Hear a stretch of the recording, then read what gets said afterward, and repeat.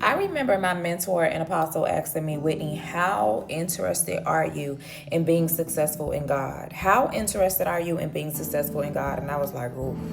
And she said, and what are you willing to sacrifice? And I just kept thinking, like, I'm so interested in being successful in God. Honestly, I feel like I owe it to Him. I feel like I owe it to Him to be even half or a portion of the person that He's been to me, because He's been and brought me out of so many dark times when I couldn't see my way. He's been so many different things to me, but majority of the time, one thing that I really depended on and noticed that God has always been my friend. He's always been my friend. So I'm so very interested in being successful in God, because I feel like I owe it to Him to help His people out, to be even a portion of the person that He's been to me. Any way that I can help men and bridge the gap. And she began to say, well, what are you willing to sacrifice? And I thought to myself, like, I sacrificed my life.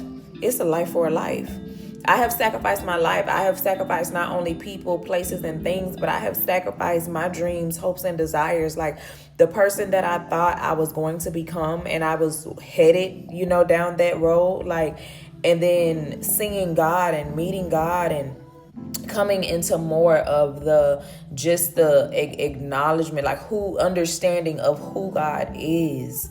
I traded out all that. It's like I threw all that down and I began to follow Him wholeheartedly. And I traded what I thought was once my identity for my identity in Him, my true, authentic, original design. And I want to ask you that same question. How interested are you in being successful in God? And what are you willing to sacrifice? I'm not gonna lie to you. So many times we say that we're interested, but when it comes to sacrificing, honey, time is the thing that, so often holds us back. It be them times in the wee hours of the morning that God want to come knocking on your door, and you're like, God, listen, I had a long day. Okay, I am tired. I'll pray in the morning. Yeah. It be those times where God is speaking, but we don't want to stop and go get in quiet time and see what God is saying. It's those times where we ask for, God, help me with this business. What am I supposed to do? How am I supposed to move forward? But we're not sacrificing our time to really seek Him and be in His presence, for Him to whisper a word of intimacy to us. Sometimes we don't even stay silent for long enough or have the opportunity even to really allow ourselves to tarry in His presence.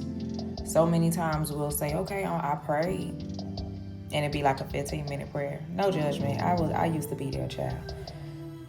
And then sometimes we say, well, I worship. I was spending time with God, and it's not enough. And I guess the reason why God has me focusing on time, in particular, is because we're in this Kairos window of time. If you don't know what Kairos is, that's God's timing. That's divine timing, right? And I wouldn't be your sister, your cousin, your vessel. Listen, whoever I am, whatever purpose I serve, the reason why you follow me, if I didn't tell you that I don't want you to miss your time. I don't want you to miss the time where God is saying, go right there. Be right here. Speak to this person. God is literally with you. And He's speaking words of intimacy to His children to move them forward and to help get them to the next level. I want you to be in His timing. I want you to trade out your time for His. Be obedient. Be obedient. And I'm going to just tell you this, honey, because I had to learn the hard way, okay? Being disobedient is nothing but delayed obedience. Hear me. Being disobedient is nothing but delayed obedience. And what does disobedience look like? Disobedience looks like when you get that just urge or sensation or that gut feeling, or you hear that voice that say hi to that person. And you're like, that person looks mean. You reduce heavenly things down to human reality or conception, and it just does not, that's not the way it works. You can't reduce things of God down to your human understanding. Try to make these logical, rational decisions. That's not the time we in, baby, okay? Throw your logic out the window for God's wisdom. Do what it is that God is asking, requiring, and telling you to do so you can move forward, so you can go into your next. Be obedient. Because disobedience is nothing but delayed obedience. And I dare not want you to miss all that God is doing in the now. What are you willing to sacrifice? And how interested are you in being successful in God? I love you.